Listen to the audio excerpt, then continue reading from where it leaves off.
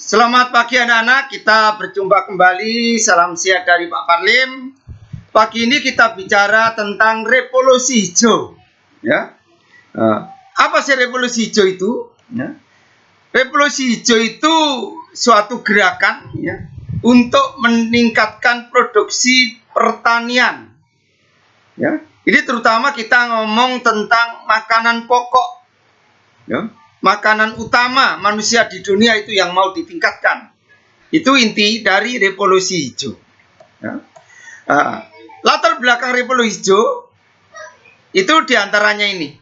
Lahan pertanian hancur, penduduk bertambah tapi tempatnya tidak bertambah. Adanya lahan tidur. Lahan tidur itu ada tanah-tanah yang kosong tidak ditanami. Ya. Peningkatan produksi pangan. Ya. Gagasan revolusi hijau itu dikemukakan oleh Thomas Robert Malthus. Nanti ada penjelasan dalam bentuk film. Ya. Jadi latar belakangnya revolusi hijau itu ada 4 ini. Ya. Sebenarnya intinya itu ada di B ini ya, ada di B ini ya. Pertambahan penduduk. Ya. Jadi pertambahan penduduk kalau banyak, cara bertaninya kurang baik, orang tidak bisa makan, kelaparan, mati. Makanya makanan pokok dunia itu dikembangkan. Itu revolusi hijau.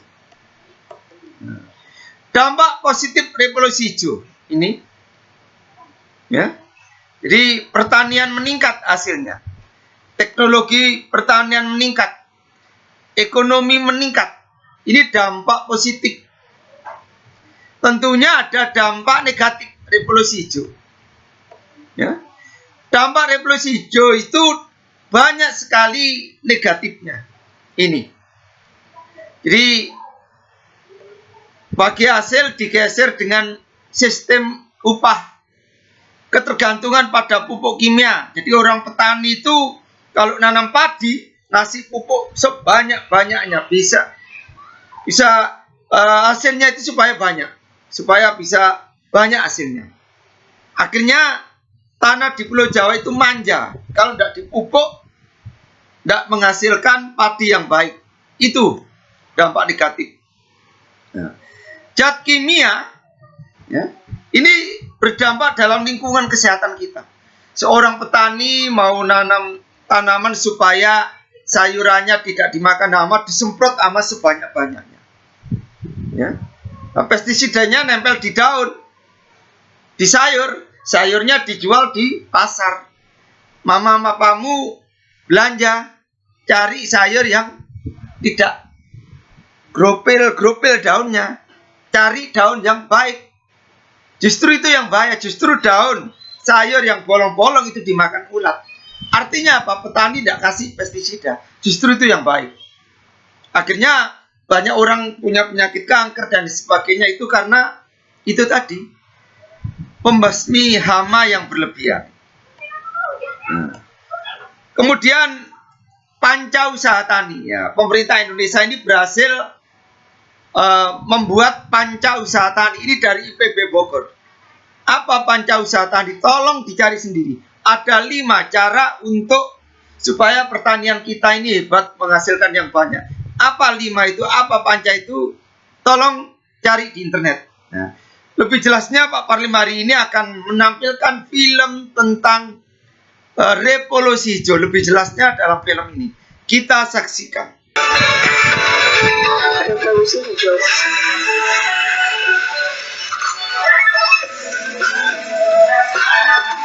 Revolusi hijau adalah gerakan untuk meningkatkan produksi pangan, terutama jenis makanan pokok. Thomas Robert Malthus mengkaji masalah ini menyatakan bahwa pertumbuhan penduduk mengikuti berat liter, sedangkan pertumbuhan pangan mengikuti berat liter.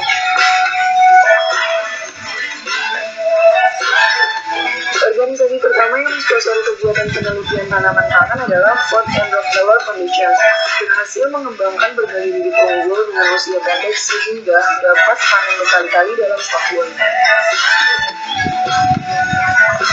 Tahap perkembangan revolusi hijau hijau. Tahap 1, tahun 1500 sampai 1800 penyebaran bibit unggul ke seluruh dunia. Tahap 2, tahun 1800 sampai 1940 menggunakan teknik ilmiah.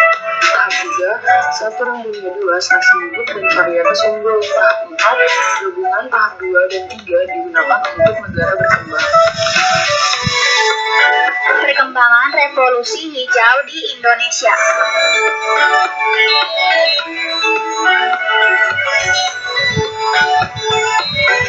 Karena Indonesia adalah negara agraris, maka peningkatan dalam bidang pertanian juga sangat penting. Tahun 1979 sampai 1980, pemerintah mengeluarkan program intensifikasi khusus atau INSUS untuk dilakukan dalam kegiatan pasca panen dan pemasaran. Selain intensifikasi, ternyata Indonesia juga mencetak sawah baru. Iya benar, terutama di daerah Jawa, Bali, dan NTB. Bahkan luasnya sampai 4,3 juta hektar. Hei, apa sih dampak revolusi hijau di Indonesia?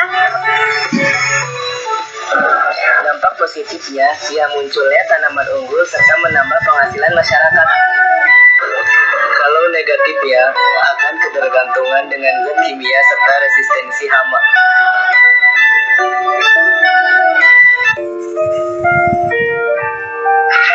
Manfaat iptek bagi manusia.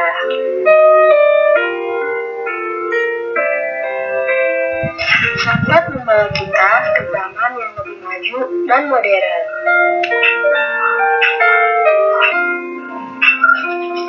Banyaknya industri baru dan perusahaan baru yang dapat memberikan lapangan pekerjaan luas sehingga dapat mengurangi pengangguran. Waktu yang digunakan lebih efisien dalam mendapatkan informasi, karena informasi yang diperoleh juga akurat.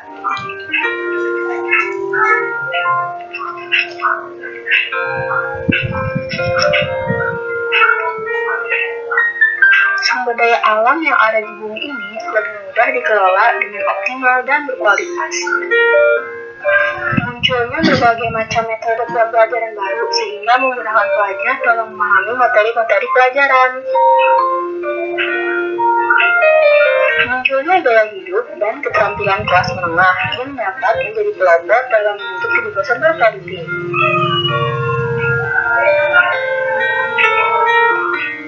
Dampak penerapan ilmu pengetahuan dan teknologi. Di bidang lingkungan, dampak positifnya digunakannya bioteknologi untuk merangsang tumbuhnya daun, bunga, dan buah sehingga tumbuh banyak. Dampak negatifnya, tanah dan tumbuhan akan tergantungan zat kimia serta punahnya produk asli. Untuk manusia, dampak positifnya kehidupan masyarakat semakin sejahtera karena semangat kerja keras manusia itu dalam mencari uang dan informasi.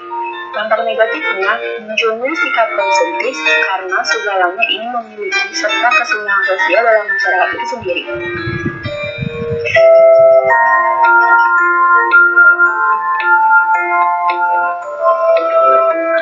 Pencemaran lingkungan dan dampaknya terhadap kehidupan manusia.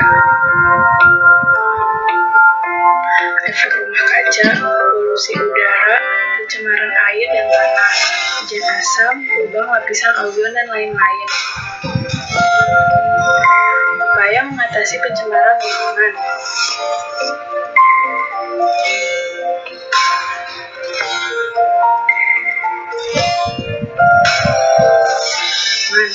Membuang sampah pada tempatnya, menanam pohon, mengurangi pemakaian CFC, penanggulangan limbah yang tepat.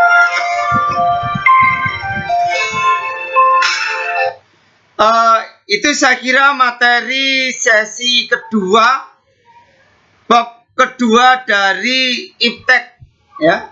Jadi sesi kedua ini kita bicara tentang revolusi hijau, ya. Jadi sekali lagi revolusi hijau itu ngomong tentang makanan pokok dunia. Memang Indonesia yang dipelopori PBB Orde Baru meningkat makanan pokok kita, tapi dampaknya banyak sekali terhadap lingkungan, kesehatan, ya. Baik, saya kira itu sesi kedua tentang revolusi hijau. Selamat pagi, Tuhan berkati, jaga kesehatan di rumah, ya. Salam sehat dari Pak Parlim. Terima kasih.